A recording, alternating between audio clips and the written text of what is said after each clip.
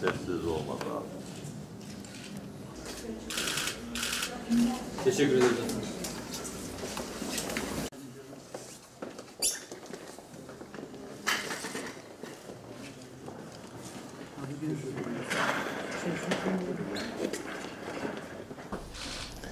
Biz Milli Eğitim Bakanlığı olarak zaman zaman bölgelerimizde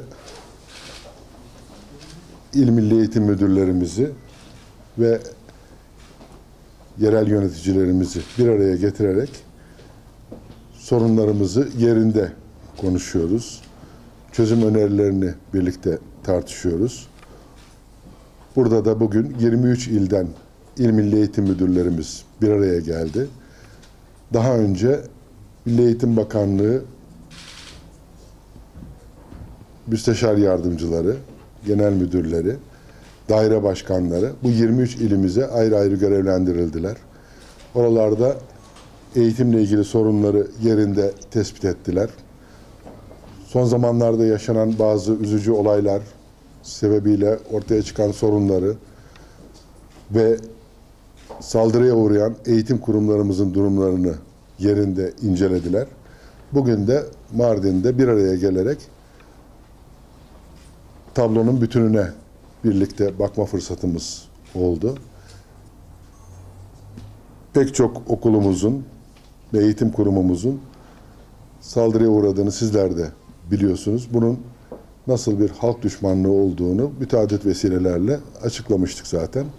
Şimdi İl Milli Eğitim Müdürlerimizden aldığımız bilgiler doğrultusunda hasar gören eğitim kurumlarımızı, okullarımızı tekrar öğretmenlerimiz ve öğrencilerimiz için güvenli kurumlar haline getirmek için alınması gereken tedbirleri, yapılmakta olanları ve yapılacak olanları hep birlikte gözden geçirdik.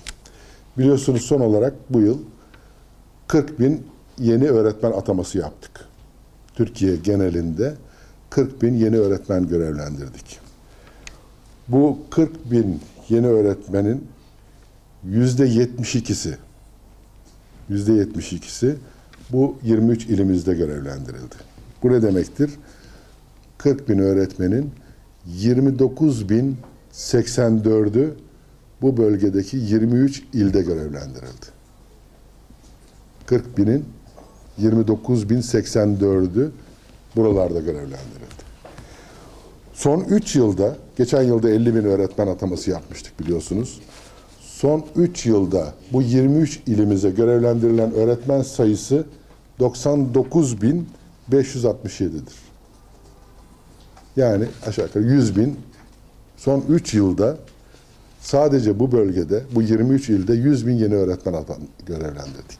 Eğitime bu kadar önem verilen, bu kadar öncelik verilen bir dönemde eğitim kurumlarına yönelik bu saldırılar asla kabul edilemez. Yapılmakta olan bir yasal düzenleme ile sadece eğitim çalışanları, öğretmenler için değil, bütün kamu çalışanları için yeni göreve başlayanların atandıkları yeni görevlerde, bütün kamu kuruluşlarında atandıkları yeni görevlerde en az 3 yıl süreyle görev yapmaları koşulu getiriliyor.